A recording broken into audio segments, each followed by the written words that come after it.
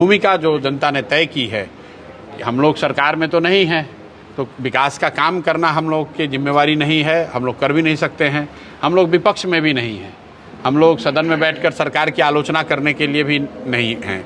लेकिन जनता ने लोकतंत्र में हम लोग की भूमिका 20 लाख वोट, करीब 17-18 लाख वोट देकर जनता ने हम लोग की भूमिका ये तय की है कि हम लोग समाज में लगे रहें और जहाँ कहीं भी समाज को हम लोगों की ज़रूरत हो, जहाँ कहीं भी समाज को हमारी आवाज़, हम लोगों की आवाज़ की ज़रूरत हो, समाज में लोगों के साथ जाति हो, व्यवस्था के द्वारा कोई अन्याय हो, उसमें जनसुराज के लोग मजबूती से खड़े रहेंगे, उनकी आवाज़ बनकर, उनके साथ कंधा से कंधा लगाकर जो भी संघर्ष हम लोग कर सकते हैं वो आगे करते रहेंगे।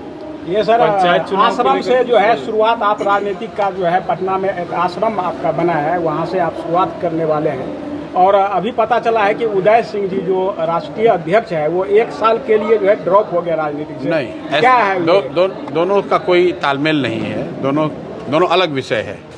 जब चुनाव के परिणाम आए तो 20 नवंबर 2025 को मैं स्वयं कई अपने सीनियर वरीय साथियों के साथ हम लोग गांधी भितियरवा आश्रम में हम लोगों ने 1 दिन का मौन उपवास रखा था और उस उपवास के बाद इस बात की हम लोगों ने घोषणा की थी कि नई व्यवस्था, नई सरकार बनने के 6 महीने तक हम लोग अपने संगठन को बनाने, उसको पुनर्गठित करने में लगाएंगे और 6 महीने के बाद मैं बिहार नवनिर्माण अभियान शुरू करूँगा।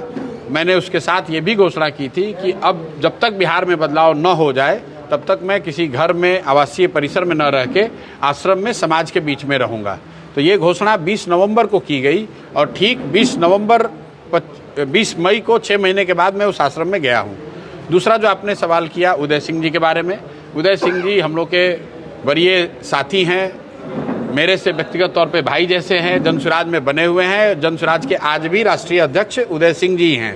उन्होंने व्यक्तिगत कारणों से 1 साल के लिए ब्रेक लिया है, वो ठीक है, लेकिन वो जनसुराज में है, जनसुराज के राष्ट्रीय अध्यक्ष हैं और उसमें कहीं कोई परिवर्तन नहीं हुआ है। कहा जा रहा है कि बांकीपुर से आप खुद चुनाव के मैदान में उतरने वाले हैं। बांकीपुर से जनसुराज चुनाव लड़ेगा, इस बात को लेकर करीब करीब पार्टी में सहमति बन गई है। यहाँ पर भी लोगों से पूछा गया और कई मायनों में हम लोग ऐसा देखते हैं कि जो सरकार बनी है 6 महीने या 7 या 8 महीने के बाद होने वाले बांकीपुर के उपचुनाव को एक तरीके से सरकार के पहले साल के काम पर रेफरेंडम के तरह भी आप देख सकते हैं।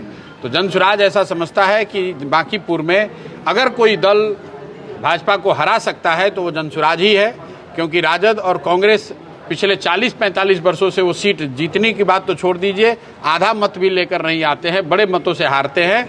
इस बार बांकीपुर की जनता का ये ऐसा विश्वास है, उनका ऐसा आह्वान है कि जनसुराज एक मजबूत साथी को उतारे ताकि भाजपा से वहाँ लोगों को मुक्ति दिलाई जा सके। अब कैंडिडेट कौन रहेगा ये तो पार्टी तय करेगी। आप क्यों नहीं लड़ना चाहते हैं सर? आप विधानसभा चुनाव के दौरान पार्टी को ये तो विश्वास था लोगों का, जो आप खुद एक जिम्मेदार व्यक्ति हैं और जिम्मेदारी उठाने का काम करेंगे, लेकिन आपने मना कर दिया, तो ये ऐसा है परिणाम हुआ। ऐसा है, जिम्मेवारी उठाने के कई तरीके हैं। हर व्यक्ति जिम्मेवारी जो उठा रहा है वो चुनाव ही लड़े, वो जरूरी नहीं है। 243 लोग चुनाव लड़े, लेकिन जनसुराज सिर्फ उन 243 लोगों के परिश्रम प्रयास से नहीं चलता है, तो हजारों लोगों के खून पसीना, उनके परिश्रम, उनके प्रयास से जनसुराज बना और खड़ा हुआ है। मेरी भी उसमें एक भूमिका है।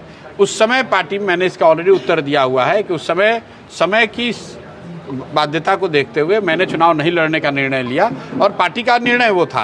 आगे जो पार्टी निर्णय लेगी वो किया जाएगा। एक नई पार्टी है कॉकरोच पार्टी, वो क्या देश में एग्जिस्ट होनी चाहिए? उसके कई प्लेटफॉर्म्स को बंद कर दिया गया है। भाई ऐसा है कि अभी जो जिस पार्टी की आप बात कर रहे हैं वो तो ऑनलाइन पर एक तरह से आप सोच सकते हैं एक कैंपेन किसी ने शुरू किया है, जिसमें हल्ला इसलिए हो रहा है क्योंकि उसमें 20 मिलियन के आसपास लोगों ने जाके साइन किया है, उस पेज को, इंस्टाग्राम को फॉलो कर रहे हैं। अभी कोई आधिकारिक तौर पे वो दल नहीं है, उस दल का कोई नीति नहीं है, उसका नेता कौन है, नीति क्या है, इसके बारे में जानकारी नहीं है किसी को।